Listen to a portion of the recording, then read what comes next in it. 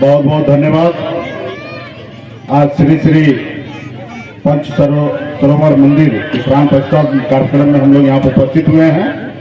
आज इस कार्यक्रम में यज्ञ के अध्यक्ष राम आशीष चौधरी जी, अरविंद कुमार चौधरी जी, वीआईपी पार्टी के नेता राष्ट्रीय अध्यक्ष संतोष साहनी जी, चंदन साहनी जी, हमारे वीआईपी पार्टी के प्रदेश अध्यक्ष झारखंड के प्रोफेसर राजकुमार चौधरी जी, एनवीएस के जिला अध्यक्ष औरंगाबाद से यहाँ पे उपस्थित हैं हमारे भाई रंजीत चौधरी जी, वीआईपी पार्टी के जिला अध्यक्ष औरंगाबाद जगदीश चौधरी जी, हमारे SC/ST प्रकोष्ठ के प्रदेश अध्यक्ष बिहार के बहन सुषमा पासवान जी, हमारे राष्ट्रीय उपाध्यक्ष मनोज राम जी, प्रदेश सचिव एनवीएस के लल्लू चौधरी जी, जिला अध्यक्ष पलामू के भरदुल चौधरी जी, सरोज चौधरी जी, विवेक कुशवाहा जी, रोहतास के जिला अध्यक्ष यहाँ पर उपस्थित है, प्रोफेसर कमला चौधरी जी, दिनेश निशागन और यहाँ पर उपस्थित माता बहन नौजवान साथी सभी को सन ऑफ मल्ला मुकेश सहनी की ओर से नमस्कार प्रणाम करती है।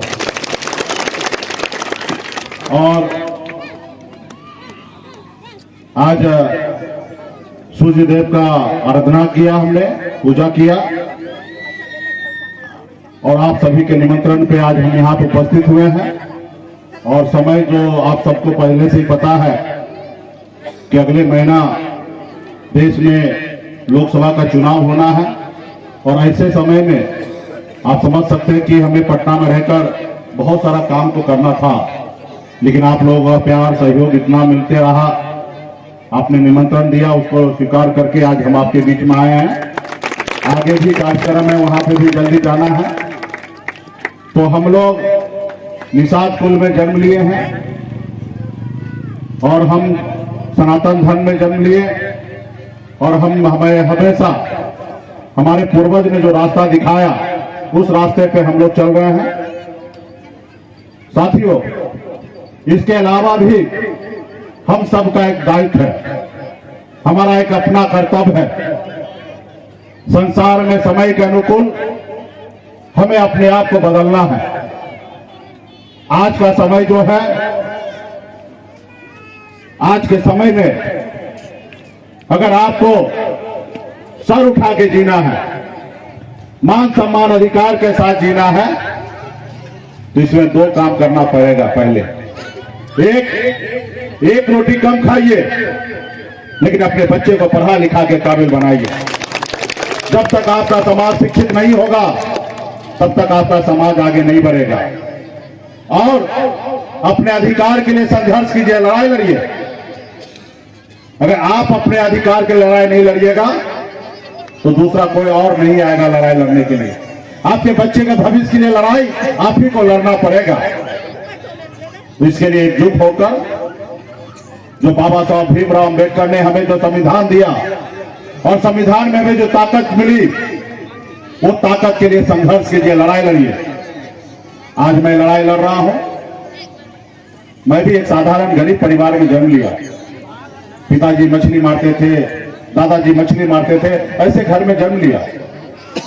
पढ़ाई लिखाई कर 18 साल की उम्र में, जिस उम्र में बच्चे को अपने माँ बाप के साथ रहना होता है, उस उम्र में अपने गांव को, अपने परिवार को छोड़कर बॉम्बे जैसे शहर चला गया। वहां मेहनत किया, मजदूरी किया। 900 रुपया महीने पे नौकरी मैं करता था, 30 रुपया रोज पे मजदूरी करता था मैं। लेकिन आप लोगों के आशीर्वाद से बॉम्बे जैसे शहर में हमने कामयाबी का झंडा गाड़ा, एक बेहतर जिंदगी जी रहा था। फिर मैंने मुड़ के देखा तो मैं बहुत आगे निकल गया, लेकिन हमारे अपने लोग बहुत पीछे रह गए। फिर बॉम्बे के आए और हम जिंदगी को छोड़कर बिहार लौट के आ गए। अब पिछले 10 सालों से अपने समाज के हक अधिकार के लिए मैं लड़ाई लड़ रहा हूं, संघर्ष कर रहा हूं। हमने उपलब्धि भी हासिल किया है। बिहार में अपने दम पर बिहार में मंत्री बना मैं, हमने विधायक बनाया। कल तक लोगों को लगता था कि मल्लाह का मतलब मछली मारना होता है, लेकिन हमने बताया कि मल्लाह का मतलब सिर्फ मछली मारना नहीं होता है, राज का नेतृत्व भी करना होता है। और मैंने नेतृत्व करके दिखाया। हमने मुख्यमंत्री बनाया। और हमारी लड़ाई है, जब बंगाल में निषाद समाज को आरक्षण मिल रहा है एससी का, तो बिहार में क्यों नहीं? जब दिल्ली में एससी का दर्जा मिला है तो उत्तर प्रदेश, झारखंड में क्यों नहीं? और इसके लिए मैं लड़ाई लड़ रहा हूं। मंत्री बनने के बावजूद भी मैं चैन से बैठा नहीं। अगर मैं चाहता तो बड़े बड़े नेता को जी हुजूरी करता, दूसरे को जिंदाबाद करता, आज भी मैं मंत्री बना रहता। लेकिन मैं मंत्री का पद को ठुकराया, उसका परवाह किए बगैर बड़े से बड़े शक्ति के साथ मैंने लड़ाई लड़ा, संघर्ष कर रहा हूं,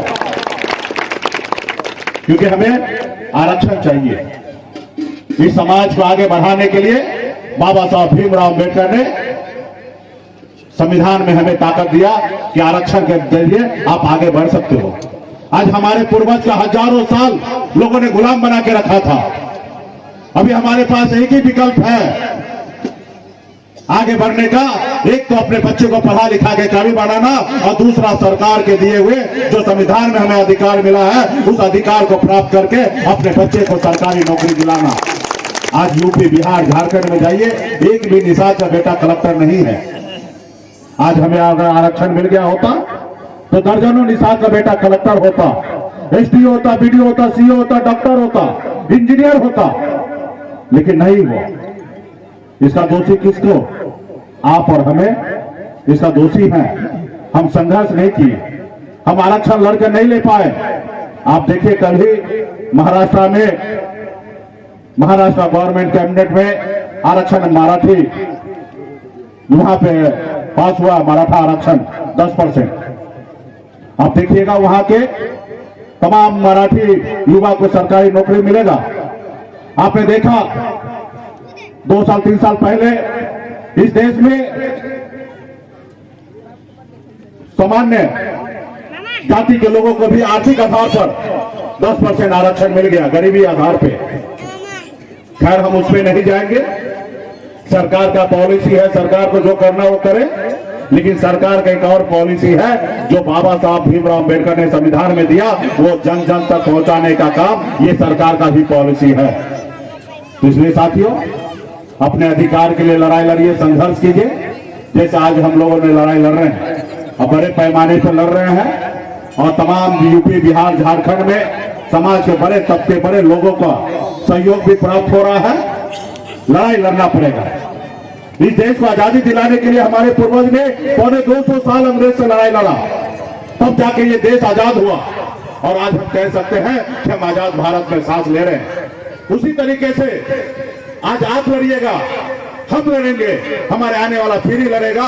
एक न एक दिन निशा का बेटा मंजिल को प्राप्त करेगा साथियों, मंजिल को प्राप्त करेगा। इसलिए साथियों संघर्ष कीजिए, ईमानदारी के साथ कीजिए।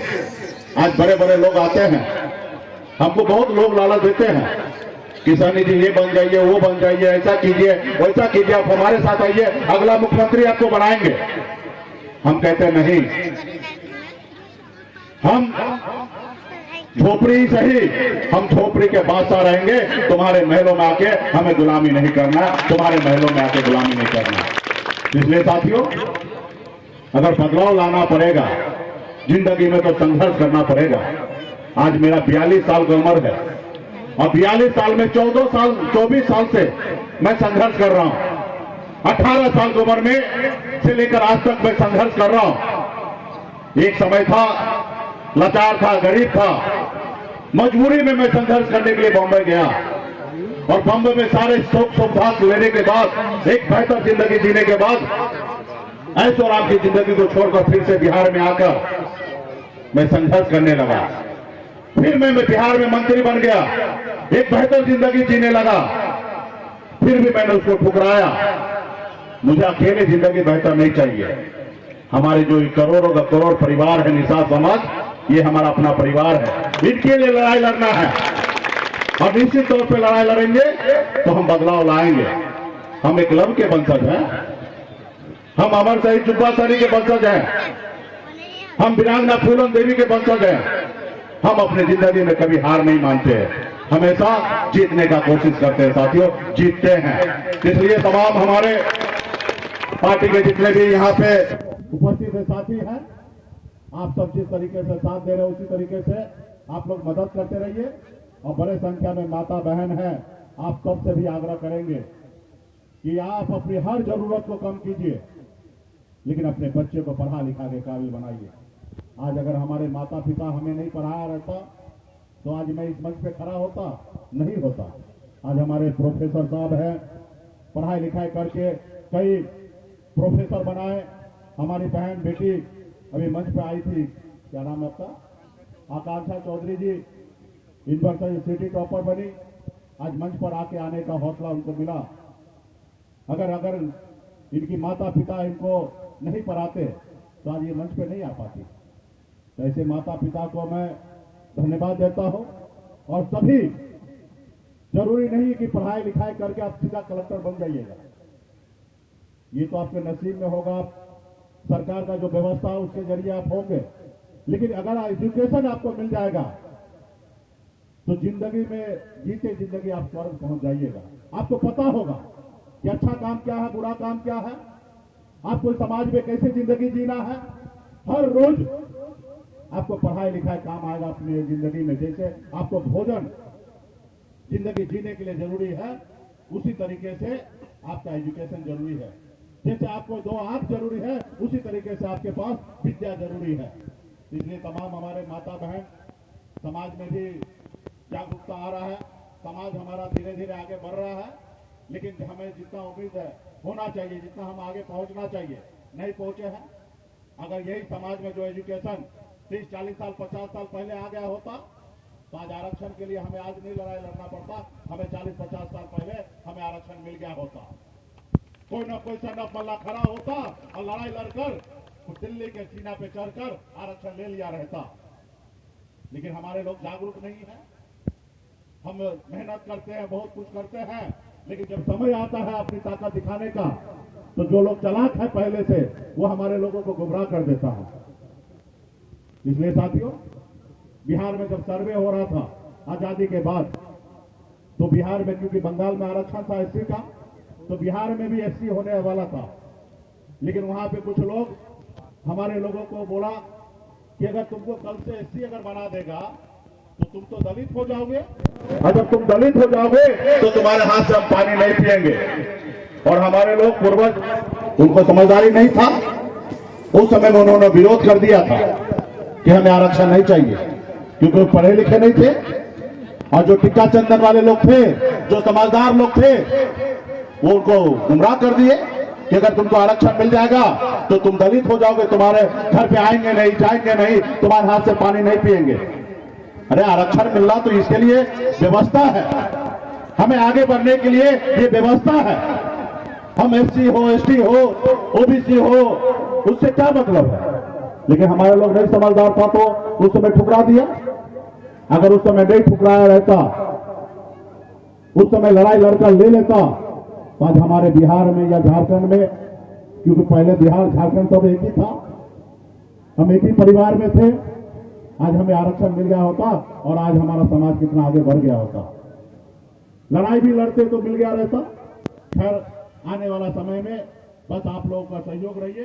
दुनिया का हर ताकत से मैं लड़ाई लड़कर आपके हक अधिकार को लेकर रहूंगा साथियों, हर हक अधिकार लेकर रहूंगा। बहुत बहुत धन्यवाद तमाम हमारे पूजा कमेटी के सभी सदस्यगण, यहाँ पर उपस्थित पार्टी के सभी पदाधिकारीगण, आप सभी को बहुत बहुत धन्यवाद देता हूँ। फिर आप लोगों के बीच में हम आएंगे। बहुत बहुत धन्यवाद।